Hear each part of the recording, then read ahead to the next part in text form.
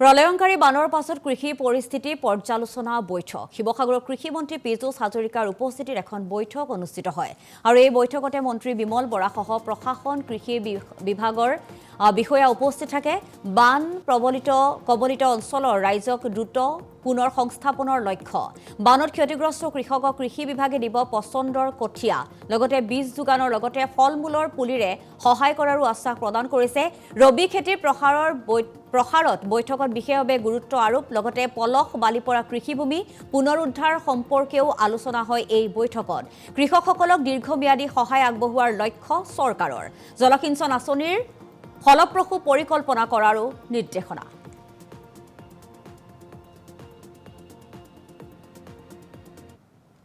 আমি এগ্ৰিকালচাৰ আৰু ইৰিগেশ্যন ডিপাৰ্টমেণ্টৰ প্ৰায় 1.5 ঘণ্টা জোৰা বিস্তৃতভাৱে পৰ্যালোচনা কৰিলোঁ আমাৰ জিলাখনত 3টা সমষ্টি আছে 3টা সমষ্টিৰ প্ৰায় 1 লাখ পৰিয়াল ফ্লাড এফেক্টেড হৈছে আৰু তাৰ প্ৰায় 60,000 পৰিয়ালৰ খেতি-বাতি নষ্ট হৈছে আমি যিসকলক আমি কঠীয়া দিব পাৰোঁ য'ত পানী সোনকালে ওলাই গুচি গৈছে তাতে আমি যিমানখিনি পাৰোঁ কঠীয়া দিবলৈকে যত্ন কৰিছোঁ আৰু আমি ডাইৰেক্টলি ধান সিঁচিও দিয়ে দুটা প্ৰক্ৰিয়াৰে আমি খেতি কৰোঁ এটা কঠীয়া ৰুই আৰু এটা আমি ডাইৰেক্ট ধান সিঁচি দিওঁ দুইটা প্ৰক্ৰিয়াৰে আমি খেতিয়কসকলক সহায় কৰিবলৈ যৎপৰোনাস্তি চেষ্টা চলাইছোঁ তাৰ পাছতো কিছু খেতিয়কে ধান খেতি কৰিব নোৱাৰিব কাৰণ তেওঁলোকৰ খেতি পথাৰত এতিয়াও পানী আছে আৰু এসপ্তাহ 10 দিন পানী থাকিব ধান খেতি কৰাৰ সময় নাইকিয়া হৈ যাব আমি পৰ্যালোচনা কৰিছোঁ যিসকলক আমি ধান খেতিৰ কঠীয়া দি সহায় কৰিব নোৱাৰিলোঁ বা ডাইৰেক্ট সিডিং বুলি কয় আমি ধান দিও সহায় কৰিব নোৱাৰি দিবলৈকে আমি সাজু আছোঁ আমাৰ লগত ডাইৰেক্ট সিডিঙৰ ধান এভেইলেবল আছে কঠীয়া এভেইলেবল নাই কিন্তু ডাইৰেক্ট সিডিং কৰা যেটো ডাইৰেক্টলি কঠীয়া ছটিয়াই দিয়ে এটো আমাৰ লগত এভেইলেবল আছে কিন্তু যেহেতু পানী উলাই তেওঁলোকৰ পথাৰৰ পৰা নাযায় তেওঁলোকো অপাৰক আমাৰ কঠীয়া পালেও খেতি কৰিবলৈ অপাৰক কিন্তু আমি আমাৰ এই বানত বিপৰ্যস্ত হোৱা মানুহখিনিক সহায় নিশ্চয়কৈ কৰিবই লাগিব হিমন্ত বিশ্ব শৰ্মা ডাঙৰীয়াই অহৰহভাৱে এই 3খন ডিস্ট্ৰিক্ট 4খন ডিস্ট্ৰিক্টৰ কাৰণে চিন্তা কৰি আছে ডেইলি কিবা নহয় কিবা ঘোষণা কৰি আছে মই ভাবো আজিও কিবা এটা ভাল খবৰ তেখেতৰ পৰা আহিব কাৰণ ডেইলি আহে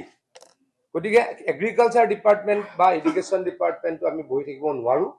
আমি যিসকলক কঠীয়া দিম যিসকলে প্ৰলয়ংকাৰী বানৰ পাছত কৃষি পৰিস্থিতি পৰ্যালোচনা বৈঠক শিৱসাগৰৰ কৃষি মন্ত্ৰী পীযুষ হাজৰিকাৰ উপস্থিতিত এখন বৈঠক অনুষ্ঠিত হয় আৰু এই বৈঠকতে মন্ত্ৰী বিমল বৰাসহ প্ৰশাসন কৃষি বিভাগৰ বিষয়া উপস্থিত থাকে বান কবলিত অঞ্চলৰ ৰাইজক দ্ৰুত পুনৰ সংস্থাপনৰ লক্ষ্য বানত ক্ষতিগ্ৰস্ত কৃষকক কৃষি বিভাগে দিব পছন্দৰ কঠীয়া লগতে বীজ যোগানৰ লগতে ফলমূলৰ পুলিৰে সহায় কৰাৰো আশ্বাস প্ৰদান কৰিছে ৰবি খেতিৰ প্ৰসাৰত বৈঠকত বিশেষভাৱে গুৰুত্ব আৰোপ লগতে পলস বালি পৰা কৃষিভূমি পুনৰুদ্ধাৰ সম্পৰ্কেও আলোচনা হয় এই বৈঠকত কৃষকসকলক দীৰ্ঘম্যাদী সহায় আগবঢ়োৱাৰ লক্ষ্য চৰকাৰৰ জলসিঞ্চন আঁচনিৰ ফলপ্ৰসূ পৰিকল্পনা কৰাৰো নিৰ্দেশনা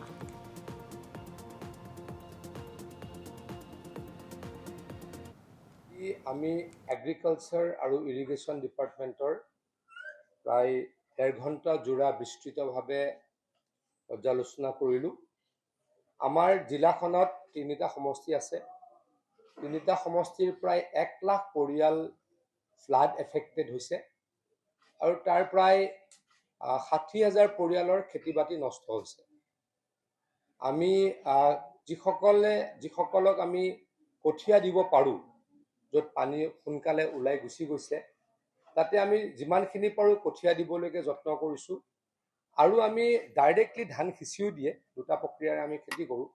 এটা কঠীয়া ৰুই আৰু এটা আমি ডাইৰেক্ট ধান সিঁচি দিওঁ দুইটা প্ৰক্ৰিয়াৰে আমি খেতিয়কসকলক সহায় কৰিবলৈ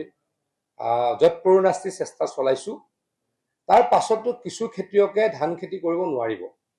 কাৰণ তেওঁলোকৰ খেতি পথাৰত এতিয়াও পানী আছে আৰু এসপ্তাহ 10 দিন পানী থাকিব ধান খেতি কৰাৰ সময় নাইকিয়া হৈ যাব আমি পৰ্যালোচনা কৰিছোঁ যিসকলক আমি ধান খেতিৰ কঠীয়া দি সহায় কৰিব নোৱাৰিলোঁ বা ডাইৰেক্ট চিডিং বুলি কয়, আমি ধান দিও সহায় কৰিব নোৱাৰি, দিবলৈকে আমি সাজু আছোঁ। আমাৰ লগত ডাইৰেক্ট চিডিঙৰ ধান এভেইলেবল আছে, কঠীয়া এভেইলেবল নাই, কিন্তু ডাইৰেক্ট চিডিং কৰা যিটো ডাইৰেক্টলি কঠীয়া ছটিয়াই দিয়ে সেইটো আমাৰ লগত এভেইলেবল আছে। কিন্তু যিহেতু পানী ওলাই তেওঁলোকৰ পথাৰৰ পৰা নাযায়, তেওঁলোকো অপাৰক, আমাৰ কঠীয়া পালেও খেতি কৰিবলৈ অপাৰক। কিন্তু আমি আমাৰ এই বানত বিপৰ্যস্ত হোৱা মানুহখিনিক সহায় নিশ্চয়কৈ কৰিবই লাগিব। হিমন্ত বিশ্ব শৰ্মা ডাঙৰীয়াই অহৰহভাৱে এই 3খন ডিষ্ট্ৰিক্ট 4খন ডিষ্ট্ৰিক্টৰ কাৰণে চিন্তা কৰি আছে, ডেইলি কিবা নহয় কিবা ঘোষণা কৰি আছে। মই ভাবোঁ আজিও কিবা এটা ভাল খবৰ তেখেতৰ পৰা আহিব, কাৰণ ডেইলি আহেই। গতিকে এগ্ৰিকালচাৰ ডিপাৰ্টমেণ্ট বা এডুকেশ্যন ডিপাৰ্টমেণ্টটো আমি বহি থাকিব নোৱাৰোঁ। আমি যিসকলক কঠীয়া দিম, যিসকলে